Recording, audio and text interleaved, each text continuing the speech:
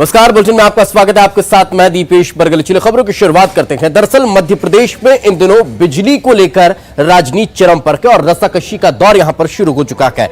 बिजली को लेकर एक तरफ बीजेपी कांग्रेस सरकार पर निशाना साध रखी है, तो कांग्रेस कहीं ना कहीं बीजेपी को कटघरे में खड़ा कर रखी है। कांग्रेस ने बीजेपी के राष्ट्रीय महासचिव कैलाश विजयवर्गीय पर राज्य सरकार की इंदिरा गृह ज्योति योजना का लाभ लेने का आरोप लगाया है। तो कैलाश विजयवर्गीय के बेटे बीजेपी विधायक आकाश विजयवर्गीय ने पलटवार करते हुए कहा कि उनके घर का बिल 30,000 रुपये महीने आता है। कांग्रेस जिस बिल की बात कर रही है वो तो खाली पड़े हुए प्लॉट का है। उधर कांग्रेस ने बिजली बिलों की सब्सिडी पाने वालों के नाम उजागर किए हैं, जिनमें बीजेपी के प्रदेश उपाध्यक्ष और पूर्व विधायक सुदर्शन गुप्ता का भी नाम सामने आया है। कांग्रेस के इस खुलासे के बाद बीजेपी के प्रदेश उपाध्यक्ष और पूर्व विधायक सुदर्शन गुप्ता ने खुद पर लगे आरोपों पर सफाई दी है। गुप्ता का कहना है कि जिस बिल में उन्हें सब्सिडी मिली है उस घर में किराएदार रहते हैं। किराएदार भी महीने में 15 दिन बाहर रहते हैं, इसलिए राज्य सरकार की इंदिरा गृह ज्योति योजना के तहत दी जा रही सब्सिडी में उनके नाम का भी खुलासा हुआ है, जबकि उनके घर का बिल 18 से 20,000 रुपये प्रति महीने आता है।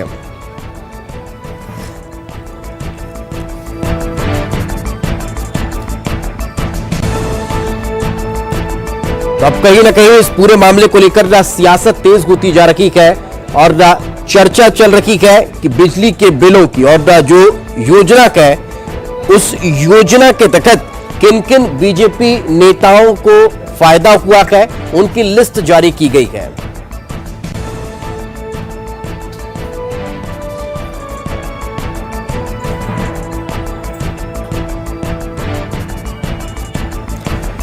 तो एक बार फिर से बता देते हैं, दरअसल कांग्रेस ने बीजेपी के राष्ट्रीय महासचिव कैलाश विजयवर्गीय पर राज्य सरकार की इंदिरा गृह ज्योति योजना का लाभ लेने का आरोप लगाया है। सिर्फ यह आरोप कैलाश विजयवर्गीय पर ही नहीं लगाया है, बीजेपी के कई और नेताओं पर लगा है। और ज्यादा जानकारी के साथ हमारे सहयोगी अरुण हमारे साथ जुड़ चुके हैं। अरुण, अब ये किस तरह की राजनीति मध्य प्रदेश में देखने को मिल रही है?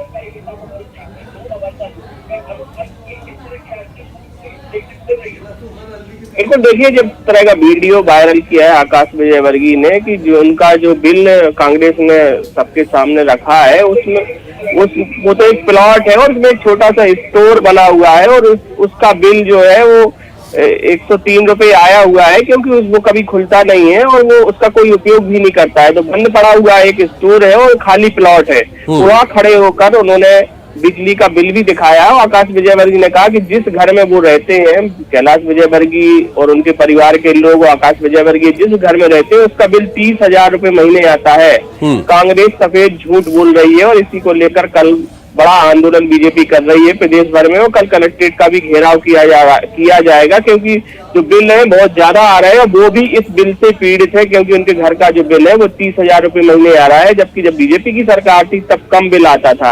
इसके अलावा कई और भी लोग हैं जिनके बिल 40,000 रुपये तक आ रहे हैं। तो उन सबको लेकर बीजेपी कल एक बड़ा प्रदर्शन करने वाली है और कलेक्ट्रेट का घेराव भी करेगी। हालांकि जो प्रदर्शन है तो प्रदेश व्यापी प्रदर्शन है, लेकिन आकाश विजयवर्गीय ने अपनी बात रखी है। उधर सुदर्शन गुप्ता जो बीजेपी के प्रदेश उपाध्यक्ष हैं, उन्होंने भी कहा है, उन्होंने भी सफाई दी है कि जिस घर का बिल कांग्रेस ने बताया है वो किराए पर दिया हुआ मकान है, उसमें 2 लोग रहते हैं जो 15 दिन बाहर रहते हैं, इसलिए वो इंदिरा गृह ज्योति योजना में शामिल कर लिया गया है। उनका बिल भी, उनके घर का बिल भी 18 से 20 हजार दोनों की अपनी अपनी बातें हुई, लेकिन सच्चाई क्या है अरुण इस पूरे मामले को लेकर?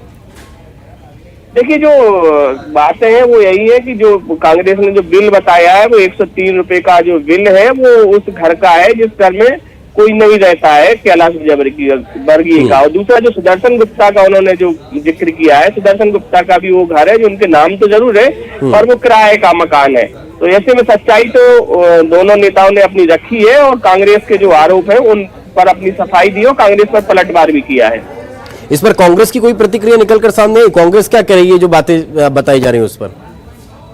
देखिए, कांग्रेस ने कल के बाद अभी कोई प्रतिक्रिया नहीं दी है, लेकिन जो शोभा ओझा, कांग्रेस की मीडिया सेल की प्रभारी है, उन्होंने कहा है कि जो बीजेपी है वो नौटंकी कर रही है, उनके जो बिल है वो माफ हुए हैं और जब किसानों का जो कर्ज माफ हुआ था, 21 लाख किसानों को कर्ज माफ हुआ था, जिसकी सूची पोर्टल पर लोड है, उसमें पूर्व सीएम शिवराज सिंह चौहान, गोपाल भार्गव समेत तमाम बड़े नेताओं के रिश्तेदारों के कर्ज माफ हुए और वो भी सामने दिख रहे हैं। ऐसे में बिजली का बिल भी उनका माफ हुआ है, जो बीजेपी के नेता है। तो अब कांग्रेस और बीजेपी इसको लेकर आमने सामने है।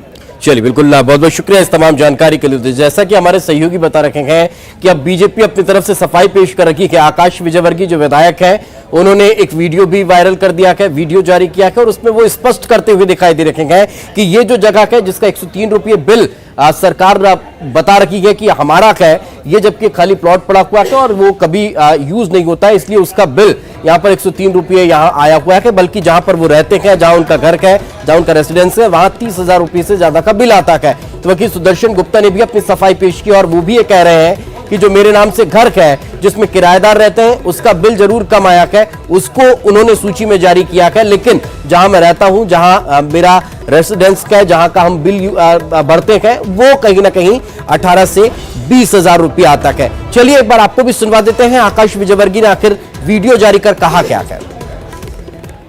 मित्रों, अभी अभी मुझे जानकारी लगी है कि प्रदेश कांग्रेस ने आरोप लगाया है कि हम लोग किसी बिजली माफ़ी योजना का इस्तेमाल कर रहे हैं और हमारा बिजली का बिल 103 रुपये आया है। उन्होंने ये बिल प्रस्तुत किया है।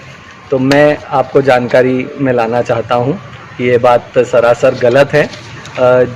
जो बिल उन्होंने प्रस्तुत किया वो हमारे घर के पास में ही एक खाली प्लॉट है, उसका बिल प्रस्तुत किया है। आप पीछे देख सकते हैं खाली प्लॉट और एक ये छोटा सा स्टोर बना हुआ है जिसे हम लोग उपयोग नहीं करते हैं, और उसका ये मिनिमम बिल आया है 103। हमारे घर का तो बिल ये लगभग 30,000 रुपये का है, जो जिस घर में हम लोग रहते हैं, हमारा पूरा परिवार रहता है। 30,000 रुपये का बिल है। और पहले ये बिल बहुत कम आता था, अभी अभी जब से कांग्रेस की सरकार आई है इतना आने लगा है। तो मैं तो स्वयं पीड़ित हूँ एक प्रकार से देखा जाए तो पीड़ित अपने आप को आकाश विजयवर्गीय बता रखे हैं। चलिए आगे बढ़ते हैं। एक तरफ बिजली बिल को लेकर रस्साकशी चल रही है, तो वहीं दूसरी तरफ बिजली गुल होना लगातार जारी है। अब जो बिजली गुल हुई है वो दिग्विजय सिंह के कार्यक्रम के दौरान हुई है, और अब इसको लेकर जब कार्यक्रम में दिग्विजय सिंह मौजूद थे और बिजली गुल हुई तो वहां पर हंगामा होना शुरू हो गया। दरअसल समन्वय भवन में यह कार्यक्रम आयोजित किया गया था। अहिरवार समाज संघ भारत का यह कार्यक्रम था, और इसी कार्यक्रम में जब बिजली गुल हुई तो फिर समाज के लोगों ने हंगामा करना शुरू कर दिया। थोड़ी देर बाद वहां पर बिजली आई, लेकिन जिस थोड़ी देर के लिए बिजली गुल हुई उस थोड़ी देर के लिए वहां पर दिग्विजय सिंह भी मौजूद थे, और उनकी मौजूदगी में बिजली गुल होना अपने आप में कई सवाल खड़े करता दिखाई दिया। लेकिन उसके बाद भी समाज के लोगों ने वहां हंगामा किया। दिग्विजय सिंह के पहुंचते ही वहां पर बिजली गुल हो गई थी। अब यह किसी की साजिश हो सकती है, शरारत हो सकती है, या फिर वाकई में वहां पर बिजली गुल हुई, ये अब जांच के बाद स्पष्ट होगा। लेकिन कहीं ना कहीं कार्यक्रम में बिजली गुल होने के बाद थोड़ी देर के लिए हंगामे की स्थिति जरूर निर्मित हो गई थी। ये तस्वीरें भी आप देख सकते हैं। मोबाइल की टॉर्च वहां पर लोगों ने जलाकर और फिर कार्यक्रम में दिग्विजय सिंह जब पहुंचे वहां पर उनकी आवभगत की थी।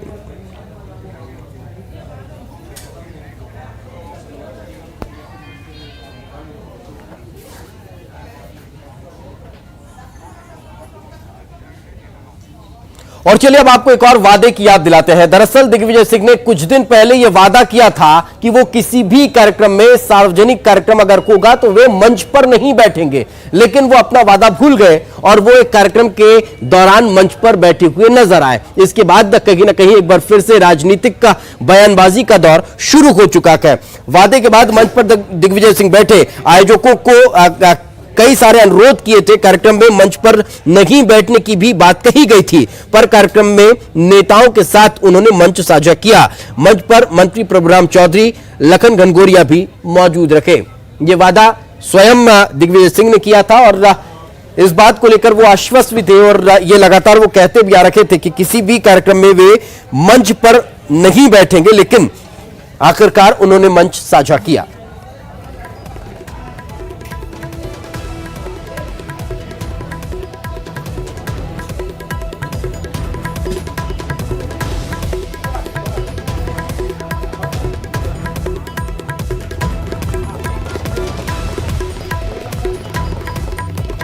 तो आपको बता दें कि ये तस्वीरें भी आप देख सकते हैं कि हालांकि आप तस्वीर लॉन्ग शॉट है और इसलिए आपको ज्यादा समझ में नहीं आएगा कि आखिर कहां पर दिग्विजय सिंह बैठे हुए हैं, लेकिन धुंधली सी तस्वीर में आप देख पा रहे होंगे कि दिग्विजय सिंह मंच पर मौजूद नजर आ रहे हैं। उन्होंने मंच साझा किया कि और अरवार समाज का एक कार्यक्रम था, उस कार्यक्रम में मंत्री प्रभुराम चौधरी भी मौजूद थे। हालांकि उन्होंने कई बार कहा कि वे मंच पर नहीं बैठेंगे, लेकिन उसके बाद भी फिर उन्हें मंच साझा करना ही पड़ा। अब इसके बाद राजनीति जरूर चल रही है, चर्चाओं का बाजार जरूर गर्म है कि दिग्विजय सिंह अपने वादे से मुकर गए हैं। और ज्यादा जानकारी के साथ हमारे सहयोगी मनोज राठौर हमारे साथ जुड़ चुके हैं। मनोज, आखिर ऐसी क्या मजबूरी फंस गई थी कि दिग्विजय सिंह को अपने ही वादे से मुकरना पड़ा?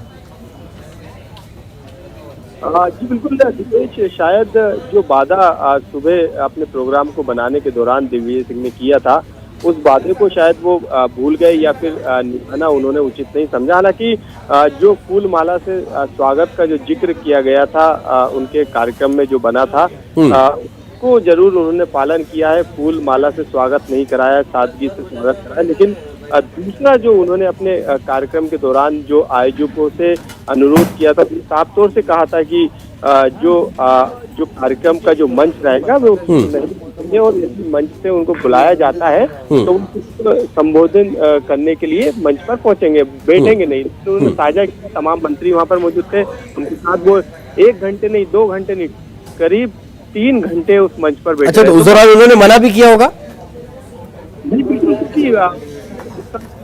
आए थे तो उनका जोरदार स्वागत किया गया। अहिरवार समाज के तमाम पदाधिकारी मौजूद थे, उन्होंने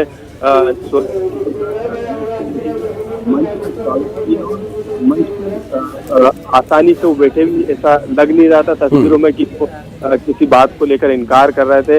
लेकिन मंच से जिस तरीके से अनाउंसमेंट किया गया कि दिग्विजय सिंह हमारे बीच में आ चुके हैं और उनका स्वागत कीजिए, तो तमाम पूरा जो हॉल था वो तालियों से गूंज चुका था। लेकिन उन्होंने किसी तरीके की मनाही नहीं की, इनकार नहीं किया। मंच पे जाके वो बैठे, जो अहिरवार समाज के राष्ट्रीय अध्यक्ष थे वो बैठे हुए थे। इस पर बीजेपी की कोई प्रतिक्रिया आई है क्या?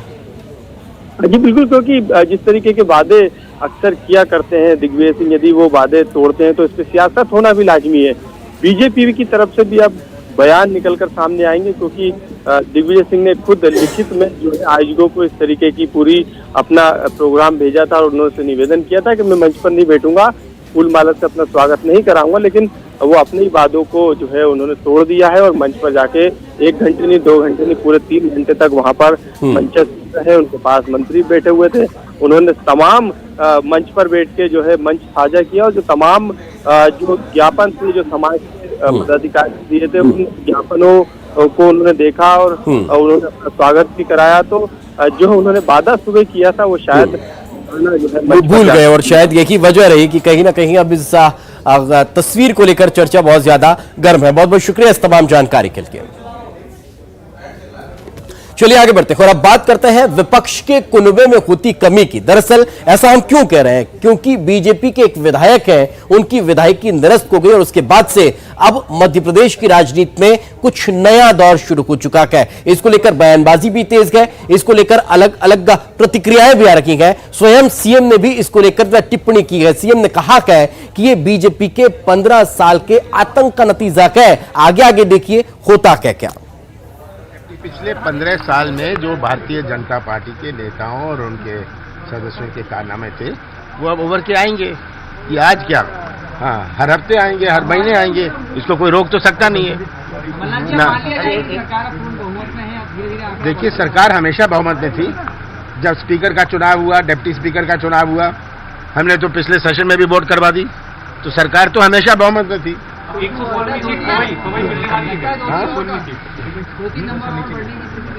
देखिए 2-3 कभी भी बढ़ सकती है। हाँ, आप थोड़ी इंतजार तो करिए। चलिए आगे बढ़ते हैं। दरअसल मध्य प्रदेश में बाढ़ पीड़ितों को राशि देने को लेकर राजनीति का दौर लगातार जारी है और दरअसल वहां पर हो यह रहा है कि बीजेपी ये कह रही है कि प्रदेश सरकार अपने स्तर पर तो राशि बांट नहीं रही है, लेकिन कांग्रेस ये कह रही है कि केंद्र से जो राशि मिलनी चाहिए वो अभी तक नहीं मिली है। सीएम कमलनाथ का भी इसको लेकर बयान जारी हुआ है। बाढ़ पीड़ितों की मदद पर सीएम ने कहा कि प्रधानमंत्री नरेंद्र मोदी को दोबारा पत्र लिखा गया है। केंद्रीय अध्ययन दल प्रदेश में 2 बार आया पर अब तक राहत राशि नहीं जारी हुई है। दुबई दौरे को लेकर भी उन्होंने स्पष्ट किया है कि दुबई में उद्योगपतियों से चर्चा होगी, प्रदेश में निवेश को लेकर बातचीत होगी। सीएम कमलनाथ ने पीएम मोदी को दोबारा पत्र लिखा है, इस बात का भी उन्होंने जिक्र किया है। मैं उनसे चर्चा करूंगा। मैंने फिर से पत्र लिखा और फिर से मैं उनसे चर्चा करूंगा, क्योंकि 2 दफे सर्वे टीम आई। पहले सर्वे टीम जब आई थी तो बारिश उसके बाद चलती रही, तो फिर से सर्वे करवाना पड़ा। तो जो मुझे जानकारी है कि ये प्रोसेस में है और कुछ उन्होंने राशि। तो चलिए, जिस दुबई दौरे का जिक्र कर रहे थे उस दुबई दौरे पर मुख्यमंत्री पहुंचने वाले हैं और दुबई में जाकर वो उद्योगपतियों से चर्चा करेंगे और प्रदेश में निवेश को कैसे बढ़ाया जाए इस पर वहां पर वे बातचीत करने वाले हैं। आपको बता दें कि दुबई दौरे पर सीएम कमलनाथ जाने वाली है और दुबई में उद्योगपतियों से वे बातचीत करेंगे, इस बात का जिक्र उन्होंने किया है। बिजनेस लीडर्स फोरम एक कार्यक्रम है, मैं वहाँ कई दफे गया हुआ हूँ और जो मेरी इच्छा है कि मध्य प्रदेश में निवेश आए, तो एक दिन के लिए 6 तारीख को मैं दुबई में सबसे चर्चा करूंगा कि बहुत सारे वहाँ उद्योगपति आते हैं, उनसे मैं चर्चा करूंगा कि वे मध्य प्रदेश में भी निवेश। और चलिए अब बात करते हैं, पूरे देश में त्योहारों का दौर चल रहा है। मोनिया महोत्सव में सीएम ने भी शिरकत की है, लेकिन इस मोनिया महोत्सव में जब वे शिरकत करने पहुंचे तो उन्होंने बीजेपी पर जमकर निशाना साधा है। आपको बता दें, ये 2 अलग अलग तस्वीरें पहले तो आप देख लीजिए कि मोनिया महोत्सव में सीएम ने शिरकत की है, मंच पर नजर आ रखे हैं, तो दूसरी तरफ मोनिया नृत्य के रंग में वे रंगे हुए भी नजर आए हैं। इस महोत्सव में सीएम मोनिया नृत्य के रंग में रंगे हुए नजर आए हैं। तो वहीं उन्होंने बीजेपी पर हमला करते हुए कहा कि 15 सालों में बीजेपी राज में बिजावर की उपेक्षा हुई है, साथ ही किसानों के साथ अन्याय भी हुआ है। तो छतरपुर के बिजावर सीएम पहुंचे थे और मोनिया महोत्सव में उन्होंने शिरकत की। जो बिजावर का उपेक्षित इतिहास है, ये उपेक्षित इतिहास तभी बदलेगा जब मैं यहां खुद आऊंगा और अपनी आंखों से देखूंगा कि किस प्रकार से बिजावर पिछड़ा हुआ रहा, उपेक्षित रहा। मुझे तो ताज्जुब होता है कि 15 साल भारतीय जनता पार्टी की सरकार रही और 15 साल बाद आपको ये बुनियादी बातों को सामने रखना पड़ रहा है मेरा इतिहास। चलिए, खबरें अभी और भी, लेकिन फिलहाल रुकेंगे एक छोटे से ब्रेक के लिए। ब्रेक के बाद जल्द हाजिर होंगे।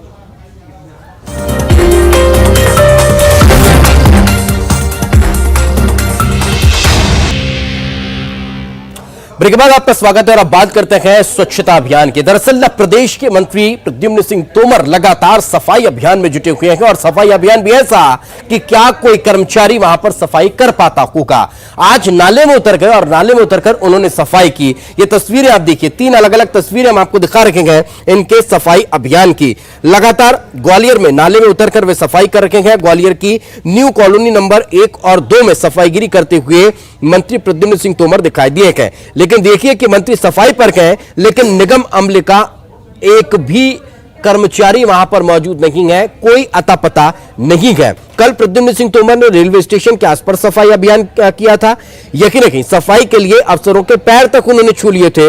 इसके पहले मंत्री सफाई करते हुए दिखाई दिए थे और आज नाले में उतरकर उन्होंने नाले की सफाई की है।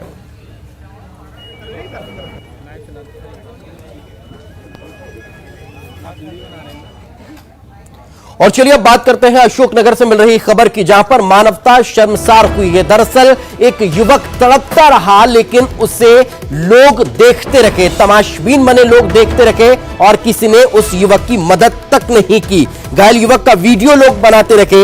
वीडियो बनाने के बाद लोगों ने डायल 100 को फोन लगाया। अस्पताल ले जाते समय की युवक की मौत हो गई। हादसे के बाद का वीडियो वायरल हो रहा है। स्टेट हाईवे के एक गांव के पास का ये पूरा मामला बताया जा रहा है। मुंगावली थाना क्षेत्र की यह घटना है। ये बात और आपको स्पष्ट कर देते हैं, न्यूज 18 के पास भी ये वीडियो जो वायरल हो रहा था वो आया था। हमारा भी रिपोर्टर वहां पर मौजूद नहीं था। अगर हमारी टीम होती तो समय रहते इस युवक को इलाज मिल सकता था, लेकिन ये लापरवाही इस तरह की लोगों की भी कही जा सकती है, या ये कह लीजिए कि मानवीयता मर सी चुकी है, वो इस वीडियो में, इन तस्वीरों में देखकर नजर आता है। और ज्यादा जानकारी के साथ अशोकनगर से हमारे सहयोगी समीर द्विवेदी हमारे साथ जुड़ चुके हैं। समीर, आखिर क्या हुआ था? क्या लोग मदद नहीं करना चाह रहे थे या फिर कोई गंभीर परेशानी थी जिस वजह से लोग मदद करने में सक्षम नहीं थे? जी दीपेश, बता दूं, ये इस तरीके की घटनाओं में साफ दिखाई दे रहा है कि मानवता एक बार शर्मसार होती हुई नजर आ रही है। इसमें कोई विशेष वो नहीं रहता है, कोई कारण या कोई दिक्कत नहीं रहती है, क्योंकि मदद ना कर पाए, चाहते तो मदद कर सकते थे, युवक की जान बच सकती थी। युवक मुंगावली का रहने वाला है, अजय वाल्मीकि। ये अज्ञात कारणों से अभी पुलिस कारणों की तलाश में जुटी हुई है। इसने आत्महत्या की प्रयास किया है, अपने ब्लेड से अपने हाथ से अपना गला काटा है। इसके बाद युवक जब खून निकलने लगा, वो गंभीर घायल हो गया, तो तड़पता रहा सड़क पर। वहां से निकलने वाले लोगों ने, तमाशबीन बने लोग देखते रहे। कितनी देर ये युवक वहां पर पड़ा रहा? ये तमाशा करीब 15 से 20 मिनट तक चलने की बात बताई जा रही है। हालांकि हम उस समय मौके पे मौजूद नहीं थे। अन्यथा की स्थिति में युवक की जो प्राथमिकता होती है, वीडियो बनाने से पहले सबसे पहला काम होता है कि इस घायल को अस्पताल पहुंचाना।